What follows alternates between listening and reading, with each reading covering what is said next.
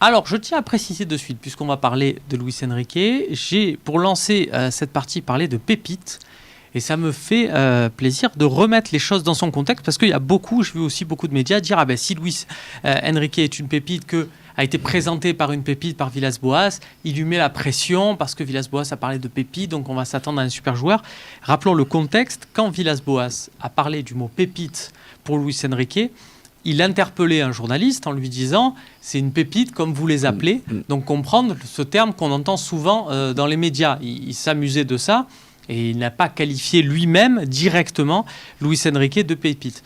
Je dis ça pas pour enlever de la pression à Luis Enrique, il en aura de toute façon quoi qu'il arrive, mais ça amène cette partie-là aussi, messieurs, c'est de vous dire, est-ce que Luis Enrique, Babou, c'est un peu provoque, mais est-ce que c'est un panic buy, comme on dit? Est-ce que c'est un mec qu'on a acheté parce que là, on sort de 2 matchs à domicile où on a pris 1 point en 2 matchs, donc on a dit, allez, il nous faut quelqu'un, là, et on l'a acheté, et sans savoir vraiment si c'était le moment ou pas. Est-ce que ça te fait penser à ça ou pas?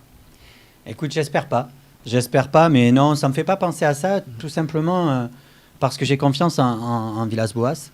Et ce qu'il a expliqué aujourd'hui en conférence de presse, c'est-à-dire que c'est un choix qu'il a validé, c'est un profil qu'il avait donné, et apparemment Pablo Longoria lui a proposé ce joueur. Vu les réseaux et un petit peu toutes les références que peut avoir Pablo Longoria, je suppose que c'est quand même beaucoup d'heures de visionnage, beaucoup de matchs vus, et j'ai confiance, moi, dans cette équipe-là, et notamment, encore une fois, en Villas-Boas. S'il valide ça, je pense que c'est un garçon qui va correspondre à ce qu'il recherche. Après, c'est annoncé, c'était dans la phase 2 de ce qu'on nous a expliqué, donc je comprends qu'on aille chercher ce genre de joueur, et quelquefois, on l'a même regretté. On ne peut pas tout dire et son contraire en même temps. On a combien de fois dit Lyon va chercher des joueurs brésiliens, nous on va toujours chercher des joueurs ou en Ligue 2, où on n'est pas capable d'aller trouver des gens. C'est ce qu'on disait avant, il va chercher tout le temps des gens qu'on connaît tous. Là, c'est quelqu'un qu'on ne connaît pas. Au moins tu te dis que le gars, voilà, que le gars on le connaît pas. Moi personnellement je le connaissais pas du tout. Même maintenant je le connais toujours pas, je l'ai pas vu jouer. J'ai vu quelques vidéos tout ça, mais je connaissais pas le joueur. Je pense pas que ce soit une réponse par rapport au mauvais début de saison que fait l'OM. Je pense que c'était ciblé. Après, le problème, c'est dans le contexte dans lequel arrive le joueur, et ce mot pépite qu'a sorti Villas-Boas. On sait tous que c'est pas sa langue. Donc, en plus, il y a l'élément de langage, et il y a aussi le fait qu'il précise, tu l'as bien souligné, parce que ça n'a pas été souligné de partout, qu'il utilise le mot pépite en référence à l'appellation qu'on donne à certains jeunes qui ont du potentiel. Et le mot pépite, toi comme moi on l'a entendu sur tout le monde. Il y a toute la définition qu'on doit mettre derrière. Pépite pour moi, tu vois, pépite c'est un mot vraiment, déjà c'est un mot galvaudé. Voilà, galvaudé, qu'on sort comme ça, mais en fait on ne fait pas l'analyse du joueur. Et après, pour répondre, il y a une question de Jean-Nicolas. De Jean-Nicolas Follier, on va la prendre. Tiens, sur Facebook, il est prêt, Nordine, à présenter cette émission déjà. C'est des mecs, ils arrivent dans une équipe de foot. Ils sont capitaines au bout de 2 matchs. Lui, il est déjà présentateur, il prend les questions, c'est superbe. Salut l'équipe. Que peut apporter un Luis Enrique par rapport à un Marley Ake? Ces 2 joueurs, et ce qu'on a vu aussi, tu parlais de la conférence de presse, donc c'était ce jeudi en début d'après-midi à la Commanderie. Tu l'as regardé, Babou, sur Internet. Tu l'as suivi sur le Phocéen. J'étais dans la pièce, on a eu la même perception. Si André Villas-Boas parle de Luis Enrique et qu'il a évoqué aussi Marley Ake, c'est pas pour rien, parce qu'en fait, dans son esprit, ce sont les 2 joueurs qui peuvent apporter de la profondeur, ce qu'on n'avait pas contre Saint-Etienne, contre Lille. C'est très intéressant aussi, c'est ce que dit Morgan Sanson quelques minutes avant. Morgan Sanson qui dit les équipes qui viennent au Vélodrome, elles savent qu'on ne prend plus la profondeur, donc elles vont jouer beaucoup plus haut, elles vont nous presser beaucoup plus haut. Donc c'est aussi une réponse quelque part à ces 2 derniers matchs, sur ce point tactique précis. C'est ça, c'est une réponse effectivement par rapport à ça. Il le dit depuis longtemps, qu'on manque de profondeur. Après, on est tous capables de le voir quand tu vois jouer Lille, même Saint-Etienne. Et l'année dernière, on le disait déjà, quand Thauvin n'était pas là, nous, c'est vrai qu'on manque un peu de vitesse, on manque un peu de profondeur. On a un jeu intéressant, mais quand même très marqué sur le côté technique et le côté circulation du ballon, mais pas beaucoup sur... la prise de profondeur et sur la vitesse. Donc ça va apporter ce genre de choses. Je pense qu'il a peut-être des caractéristiques assez similaires peut-être par rapport à un Marley Ake. Après, il y a quand même, je pense, si on met 10 millions sur ce genre de joueur, c'est qu'il y a quand même un potentiel peut-être légèrement supérieur à Marley Ake. Pour moi, Je le vois comme ça quand même. Même si Marley Ake est typiquement le genre de joueur que tu dois sortir de ton centre de formation et que tu dois faire jouer pour l'amener à un niveau tout à fait respectable, quoi. Mais voilà, je pense qu'au départ, il doit y avoir un talent normalement un peu plus important sur ce joueur-là. Tu parles de Marley Ake, tu nous parles pas de Nemanja Radonjic. C'est donc la question de Ferrar Ribéry. Bonjour, avec Luis Enrique, quel avenir pour NR7 ? Monnaie d'échange contre un vrai neuf d'expérience. Alors ça, faut pas trop y compter, on ne sait jamais, hein, mais ça ne semble pas être à l'ordre du jour. NR7, là, notre ami Nemanja Radonjic, il baisse dans la hiérarchie. Nordin, tu es d'accord ? Il y a Marley Ake et Luis Enrique. Et lui, il est derrière, même si c'est une option différente. Déjà, il était pas trop utilisé. Bon, ça fait que 4 matchs, mais il n'est pas trop utilisé. Il a eu son moment. Tu vois, quand tu mets ce beau but face à Brest la saison dernière, Brest a égalisé. On se souvient du scénario où Radonjic met son enroulé. À ce moment-là, il avait un petit moment où je me suis dit, lui, ce qu'il lui faut, c'est d'être meilleur dans les choix de jeu, en fait. Parce qu'en termes, je vous dis la vérité, en termes de vitesse, même de technique de jeu, mais après, il a un QI football très réduit, et on sait qu'en Ligue 1, c'est même plutôt l'inverse qu'il faut avoir, c'est un bon QI football. Et après, le reste fait la différence. C'est dommage quand même parce qu'on fait du football. C'est-à-dire que, par exemple, Christophe Lemaître est très rapide.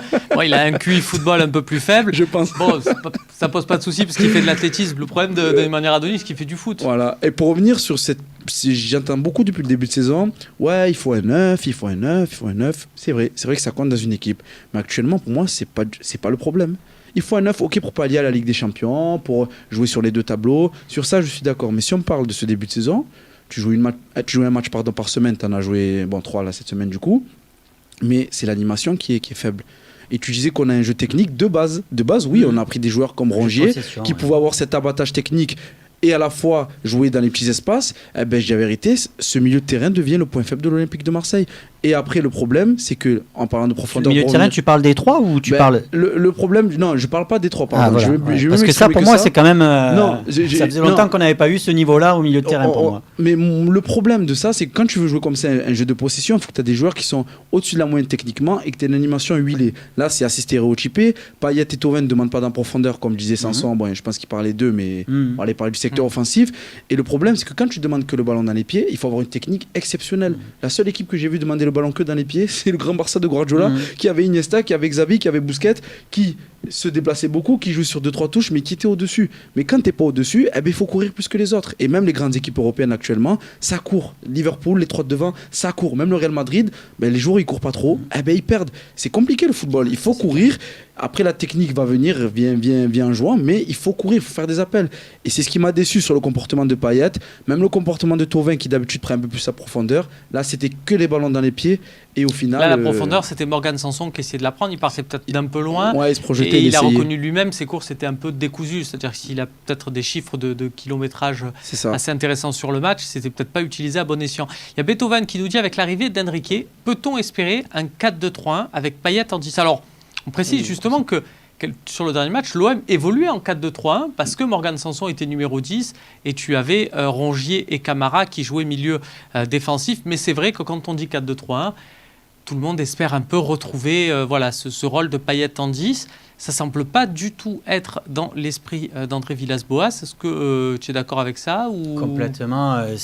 Moi, encore une fois, c'est factuel. Hein. Il faut écouter ce qu'il dit et il faut un petit peu lire entre les lignes des fois. Et Villas-Boas, quand il te parle d'un joueur, vous lui avez posé la question, est-ce que Luis Enrique va être un petit peu dans la rotation, tout ça. Pour moi, c'est très clair que ce n'est pas un titulaire en puissance tout de suite. C'est-à-dire qu'il a dit qu'il va falloir prendre le temps. Il avait dit même avant son arrivée. Voilà. Donc, on est d'accord. Je ne pense pas que ce soit pour réorganiser le système. Moi, j'en avais parlé avec Chris Champy pendant l'été, je crois.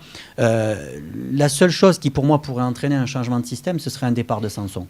Si Sanson venait à partir, je pense que ces 3 milieux-là, Camara, Sanson, Rongier, qui, pour l'instant, pour moi, donnent satisfaction et ont fait que l'année dernière, on a pu avoir ces résultats-là. La seule solution pour changer ces 3 milieux, ce serait qu'il y en ait un qui parte. Si Sanson venait à partir, peut-être que tu pourrais envisager de mettre Payet en 10. Pour l'instant, tant que Sanson est là, il ne touchera pas au milieu, Villas-Boas. Moi, ce qui me fait peur sur ce 4-2-3-1, ça serait l'attitude défensive de Payet. Parce que là, du coup, tu as au moins 3 milieux qui défendent et qui bloquent l'axe. Et là, si Payet, un jour se dit, bon, allez, ce match, allez, on va le faire tranquille, parce qu'on sait qu'il a un peu cet état d'esprit. Hein, Il choisit comme tout le monde ses matchs. Après, voilà, il se gère en fonction de son âge, tout ça, on le sait. Donc si un jour il se dit, bon allez, je vais moins défendre, et que tu es à l'extérieur, c'est compliqué, tu n'as que les deux milieux qui vont défendre. Si ça ne fait pas le travail sur les couloirs, ça va être compliqué aussi. Numéro 10, c'est un poste qui tactiquement, ok, ça demande de la liberté d'expression balle au pied, mais défensivement, ça demande beaucoup de rigueur. Et est-ce que Payet aura cette rigueur? Après, on peut le voir de l'autre côté, se dire que techniquement, il peut faire la différence à ce poste. Mais c'est vrai que. Moi, je le vois un peu comme ça aussi. Quand il y avait un 4-2-3-1 à l'OM avec Payet en 10, c'était sous Rudy Garcia, il y avait un trio de milieux offensifs derrière l'attaquant de pointe, un trio composé de Florian Thauvin, de Dimitri Payet, mais aussi de Lucas Ocampos, qui courait un peu pour les deux autres, qui était un peu le porteur d'eau. Il faudrait trouver dans l'effectif un fameux porteur d'eau dans ce 4-2-3-1 pour compléter. Alors, quand on dit 4-2-3-1, on imagine forcément aussi ce Luis Enrique, parce qu'on en parle beaucoup au poste d'ailier gauche. Ça nous amène à cette très bonne question de Fan Chihuahua. On met 12 millions, alors c'est 8 selon les dires d'André Villas-Boas, sur un ailier, alors qu'on a besoin d'un neuf pour doubler Dario en Ligue des Champions. C'est vrai que tu disais, Nordine, on a vu des vidéos, voilà, on ne le connaît pas, ce joueur, on a vu sa fiche tout à l'heure, il a 7 matchs et 500 minutes, donc tu disais Longoria a dû bouffer des minutes. À mon avis, il a dû se les faire en boucle. Le pari, et là aussi ça a été très clair de la part d'André Villas-Boas, c'est de repositionner ce joueur qui a l'habitude de jouer ailier gauche, de le repositionner dans l'axe. On va éviter les comparaisons, de lui mettre trop de pression. On a connu ça avec Thierry Henry il y a un peu plus de 20 ans, dont Arsène Wenger a dit « Non, mais tu es ailier gauche, mais moi je te recrute pour jouer attaquant. » Toute proportion gardée, on ne va pas s'enflammer. Tu y crois, toi, cette qualité-là? Il y a beaucoup de débats. Je sais que tu suis le football amateur. Marley Haquet, il y a beaucoup de gens qui disent Villas-Boas insiste pour le faire jouer dans l'axe, alors que son vrai poste, c'est à gauche. Ouais, bah après Marley Haquet, moi, je ne dis pas qu'il est exceptionnel non plus. Moi, je le joue à sa mesure. Je trouve que c'est pas mal sur certaines choses. Après, ça reste vraiment à confirmer. Ouais, il y a beaucoup de personnes qui lui sont tombées dessus sur les 2 derniers matchs qu'il a fait. Après, à partir du moment où il est dans l'effectif, c'est vrai qu'il doit se faire sa place. On ne va pas le câliner jusqu'à qu'il ait 35 ans. Mais ça va mettre du temps. Et Marley Haquet, on va dire, j'ai pas envie de lui taper dessus, j'ai envie d'attendre un peu. Pour revenir sur le positionnement sur la question, on a besoin de 9 pour doubler Dario Benedetto. Peut-être que Enrique peut apporter cet abattage au pressing qui peut permettre au bloc de monter, d'être plus haut. Parce que Benedetto, la déception que j'ai de lui, c'est pas son côté tueur. Je sais que s'il a les occasions, tu mets Benedetto au PSG, il met 35 buts dans la saison. D'ailleurs, oui, c'est on pas rappelle qu'il aurait dû avoir marqué au Parc des Princes aussi. C'est ça. Donc là, je la fais courte, tu peux me couper quand tu veux, parce que je sais que j'en vois. Juste sur ça, sur ce côté pressing, Benedetto me déçoit énormément. Franchement, il presse pas énormément. Peut-être c'est les consignes de Villas-Boas, et ça fait que tu es dans un bloc médian bas, tu récupères jamais le ballon au centraux, tu te projettes pas. Quand tu la gardes, tu mets du temps à la donner. Donc on est entre deux à chaque fois. Et peut-être que Luis Enrique peut apporter ce que n'apporte pas Benedetto sur le point de vue du pressing. Je pense que ce que tu disais, c'est confirmé. Vu les équipes qu'on a jouées, je pense que Villas-Boas a demandé un bloc bas, médian bas, voire très bas. Mais effectivement, peut-être que ce sera différent contre des équipes comme Metz ou d'autres équipes un petit peu plus inférieures dans le tableau. Sur la question qui a été posée, je pense vraiment que moi aussi, je pense qu'on a besoin d'un neuf pour la Ligue des Champions. Je pense que c'est peut-être encore dans l'idée des dirigeants. Tout à l'heure, on a évoqué le cas de Radonjic. Effectivement, ça m'a fait un peu j'ai eu le même sentiment. Il y a Requiem qui nous dit AVB bluffe-t-il pour le 9 Niang est-il jouable en fin de mercato? Alors Niang, je sais pas, mais en tout cas, pour moi, ce serait quand même plus cohérent. Peut-être pas Niang, effectivement, mais ce serait plus cohérent. Et effectivement, j'ai pensé tout de suite à Radonjic, moi, en me disant, et si c'était Radonjic qui partait? Parce que pour moi, il a eu un petit peu le temps de montrer qu'il peut être l'alternative à Thauvin et à Payet. Et c'est ça que tu as besoin. Tu as besoin d'un gars qui est vraiment un petit peu au-dessus de Germain et tout ça, où tu peux te dire, quand j'ai pas celui-là, je peux mettre Luis Enrique, par exemple, et bon, Radonjic un peu moins. Et le 9, moi, ce qui m'inquiète, c'est ça. C'est que je suis sûr que Villas-Boas a dans l'idée de faire jouer Luis Enrique quelques fois devant. Je suis sûr qu'il peut rentrer en cours de match contre Saint-Etienne, contre Lille pour faire un coup. Maintenant, tu me dis demain que Benedetto se blesse pour un mois et demi. Pour moi, c'est pas viable de laisser comme avant-centre titulaire Luis Enrique sur une période aussi longue. Pour moi, c'est un coup en cours de match, mais c'est pas quelque chose de viable sur un début surtout de match, pour un joueur qui arrive comme ça, il arrive du Brésil, c'est ça, carrément du Brésil. Donc il faut que déjà le contexte autour soit positif. Et s'il tombe dans une équipe qui est à l'heure actuelle, qui cherche ses marques, qui n'arrive pas à enchaîner 5 bonnes minutes d'affilée, ça va être pour lui compliqué de s'intégrer dans l'effectif. À part, il y a l'option pépite. Voilà. Si vraiment le gars c'est une pépite, il te sort d'un match difficile ce samedi à Metz, il dribble 3 joueurs à enrouler, c'est la folie. Bon, il jouera pas à Metz, mais je donne un exemple. Là, tu te dis c'est la folie, mais sinon, dans tous les autres cas, ça va être compliqué pour lui de s'intégrer parce que. Là, dans le jeu, c'est très très compliqué ce qu'on voit depuis le début du championnat. Alors que, messieurs, c'est signé pour Luis Enrique à l'Olympique de Marseille. Ça y est, ça vient de tomber dans mon oreillette, ce qui me permet de saluer notre ami Maxipo à la réalisation. C'est signé, ça veut dire que sa pubalgie aussi, pour être complet sur le sujet, parce qu'on va parler d'une pubalgie, n'est pas si compliqué que ça à gérer. D'ailleurs, vous avez suivi aussi cette conférence de presse. Villas-Boas en a parlé en disant pas d'inquiétude à ce sujet. On rappelle d'ailleurs que Nemanja Radonjic avait eu une pubalgie, avait été soigné pour ça en début d'année. Voilà, je pense qu'on a été complet. On va passer tout de suite à la partie OMS qui ne concerne pas Luis Enrique. Tu le disais, il ne jouera pas contre Metz. C'est pas encore prévu. Villas-Boas a dit on va le laisser souffler, il vient d'arriver. Mais il y a d'autres joueurs qui vont du coup disputer cette partie et l'OM en a bien besoin pour prendre les 3 points face aux Lorrains, lesquels on en parle tout de suite.